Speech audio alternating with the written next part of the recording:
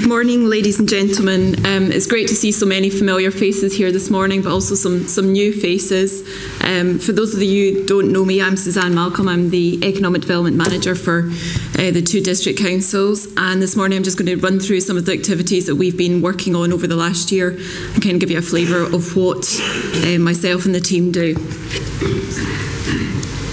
Okay, so these are the key areas of focus that we work along. We're both councils have the corporate objective of building the local economy. So within that, we look at improving our communication with business. We look at improving the vitality and attractiveness of the towns, supporting business growth, and increasing the value of the visitor economy.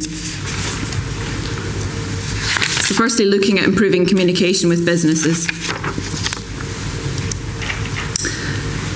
From a Vale perspective, in 2013, in the summer 2013, we launched Vale for Business, which is a new business organisation. It's business-led. It's made up of a board of key businesses. Some of the businesses that are pictured there are part of that board. And it's a business-led organisation, as I said. It's a membership organisation, £50 a year if anyone's interested in joining. And we have some brochures available if you would like to find some further details out about it this morning. At the launch, we had a very well-attended launch. We had over 150 people attended the launch at Williams F1. And we did a survey of the attendees and asked what their priorities were, what they thought Vale for Business should be focusing on. The top three priorities that came out of that were broadband, improving broadband for businesses, access to finance, and skills and apprenticeships. And the board are addressing each of those issues, and in fact we held a broadband event just before Christmas last year, looking at different solutions to broadband, particularly aimed at the business community. We launched a new website, valeforbusiness.com, which also contains all the economic development information that previously sat on the Vale Whitehorse District Council website. And as I said, we'll have regular forums. The plan is to hold twice yearly forums. But very excited to announce today that in April we'll be launching Spark Vale in conjunction with Oxford Innovation, which will be new business awards for the Vale of Whitehorse district area, and there'll be three categories within those awards: entrepreneur under 25, entrepreneur over 25, and growing business. So three categories. There'll be a range of workshops and opportunities for all businesses to attend on the run-up to the awards being announced in November. As I said, we'll launch them in April. The awards will be in November. On South Oxfordshire side, we're also developing a new standalone website, South Ox Biz, and we're also planning an ambassadors programme. So we're looking for key businesses in South Oxfordshire that would like to be part of an ambassadors programme to help promote business across South Oxfordshire. If you're interested, please do see myself or get in touch with the team. And we're also developing strong relationships with local business parks and managers and looking at how we can support them in terms of attracting new business, particularly to the growing business parks across South Oxfordshire. So I mentioned earlier, improving the vitality and attractiveness of our towns is another key priority for the team. So we do a number of projects. We're working on regeneration schemes, both in Abingdon Town Centre, obviously Didcot as well, which you've seen this morning, and also looking at Botley area as well.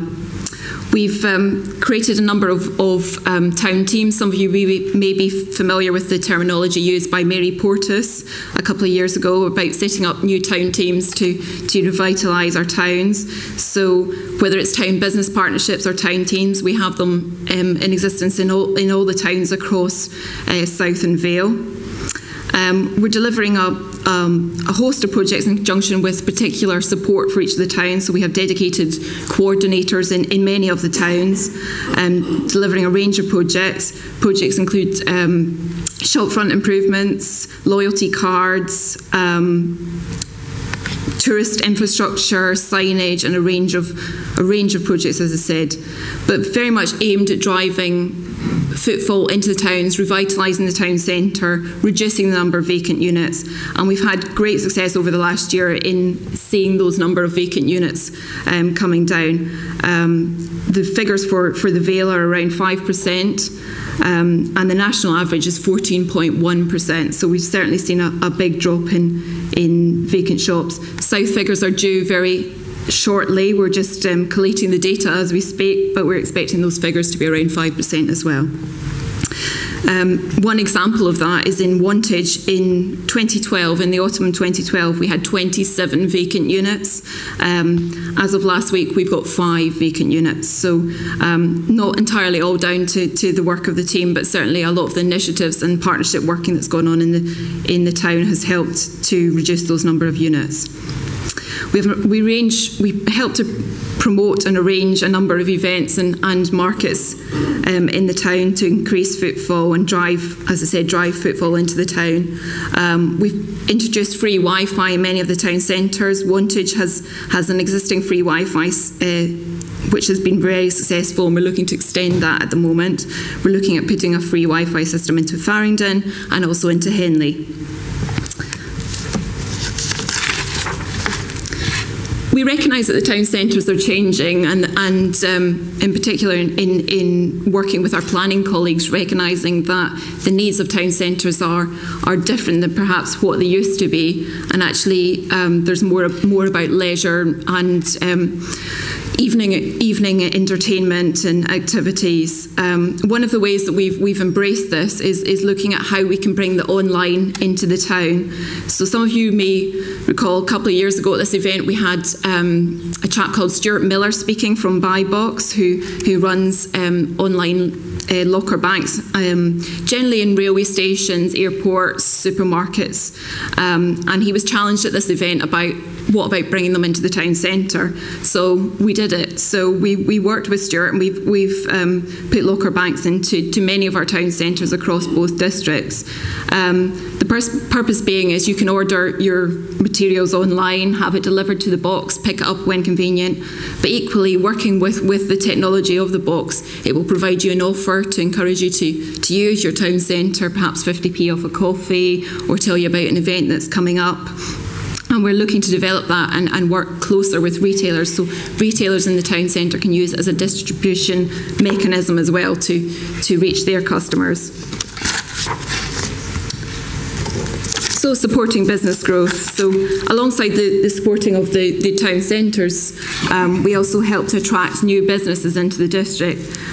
This can be at the sort of high level, working with UKTI, Invest in Oxfordshire, through to local initiatives and prospectus. And one of the examples I've shown there is Wantage have developed a prospectus about what they have to offer as a town, and the range of facilities they have. We indeed have created fact sheets for all the towns across South and Vale, so that if any business is particularly interested in a particular area, we can provide that information along with key data, key information about available premises, etc. So supporting, whilst attracting businesses is very important, it's also very important that we continue to support our existing businesses and help them grow and flourish in the area. These are just some of the ways that we do that. Small Business Saturday was a national campaign that we worked alongside to encourage people to shop locally on the 7th of December last year, and again we'll get involved in that again this year. The Leader scheme, some of you may be familiar with the Leader programme, which was aimed at rural enterprise. It has now completed and all the funding has been allocated. Overall, we supported 61 projects. We awarded £1.2 million in grants, but actually was a total investment because of that match funding element of £3.7 million into the local economy. It created 40 jobs, and 46 additional jobs were safeguarded in the rural economy across southern Oxfordshire.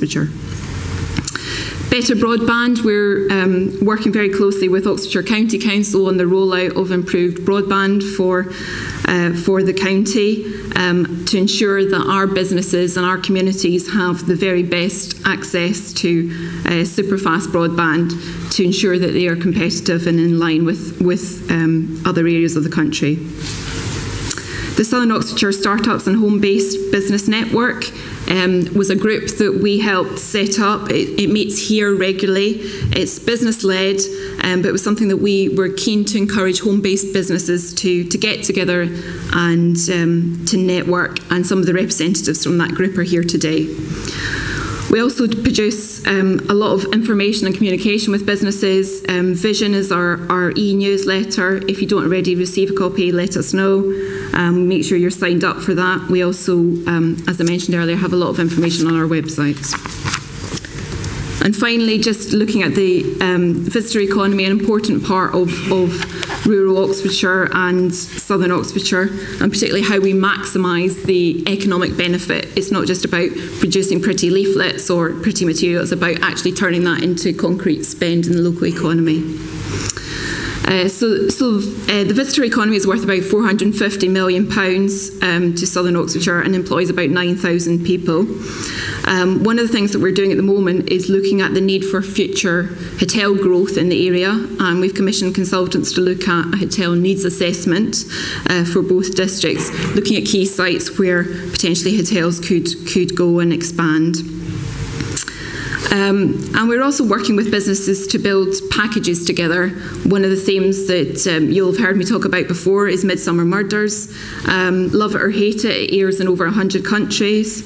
One business in Henley has reported to us that they had nearly 10,000 Midsummer Murder visitors last year. This is basically a pub that's featured in one of the series, and people want to go into the pub and stand where John Nettles stood, so believe it or not. So, but it just shows the value, because all those people will have bought a pint or a drink or whatever.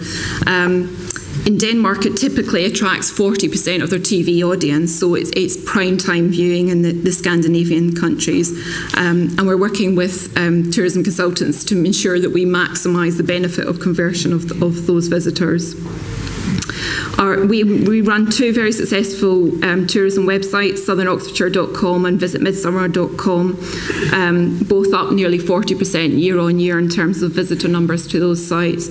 So if you're a tourism business and not featured on them, please get in touch. Finally, just a plea to, if there's any way that we can work with you, you'd like to get involved, anything that we can do to help, that's our contact details. If you're on Twitter, please follow us or get in touch. And we look forward to hearing from you. Thank you.